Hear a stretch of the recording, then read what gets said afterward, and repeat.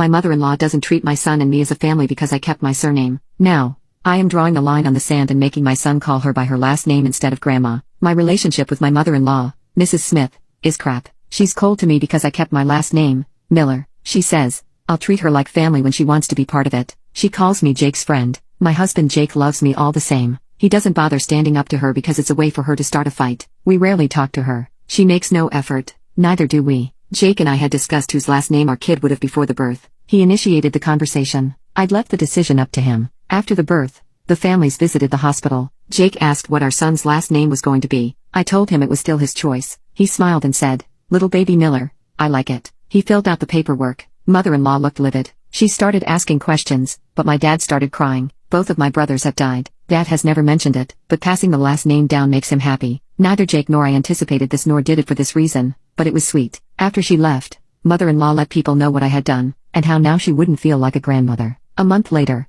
a sister-in-law announced her pregnancy. Mother-in-law said, "Finally, I'll feel like a grandmother." Again, my husband didn't say anything, nor did I. Our son started talking.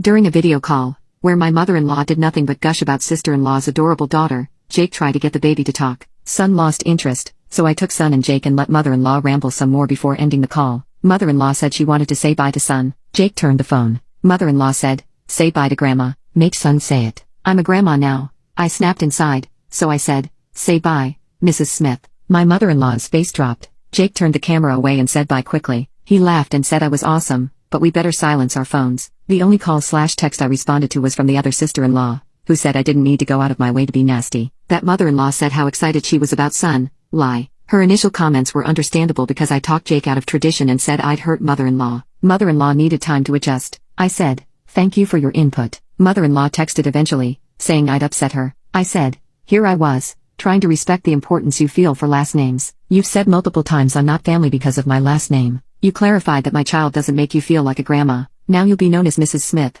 She said sorry. She didn't mean it that way, but my dad's reaction was an example of how important last names are. I now had to forgive her because of family. My husband also got a text from his sister and asked how much money she got from mother-in-law for telling me off. He also made sure to tell sister-in-law, who had the baby, that we hold nothing against her should mother-in-law try to spin it that way. She knows mother-in-law better, thankfully. Update: I let my husband decide how to handle it because it's his mom. We both did agree that our son would know mother-in-law as his grandma, but he wouldn't have a relationship with her unless she addressed the blatant favoritism. That conversation did not go well. She denied having favorites, lied about everything, and then told me the compromise she was willing to make was that if she had to accept me for who I am, I'd have to accept her for who she is. I didn't respond before Jake ripped into her about how she didn't get to make demands. She was critical of me and assumed things he told her weren't true. This conversation was happening because we didn't accept who she was. He said if he ever heard her make another comment about the Miller last name, he'd take it. She started crying about losing her family, and he hung up. One sister-in-law, who is mother-in-law's favorite child, sent me a nasty message, including the line,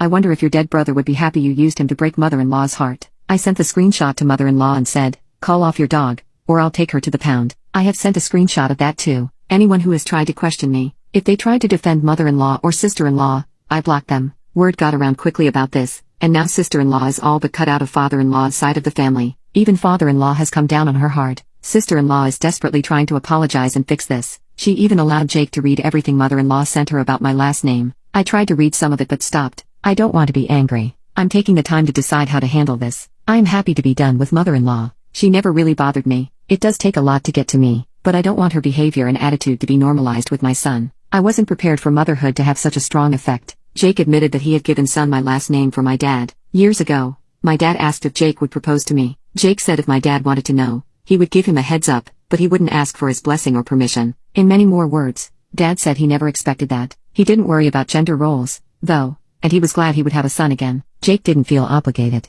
He just wanted to do that for my dad.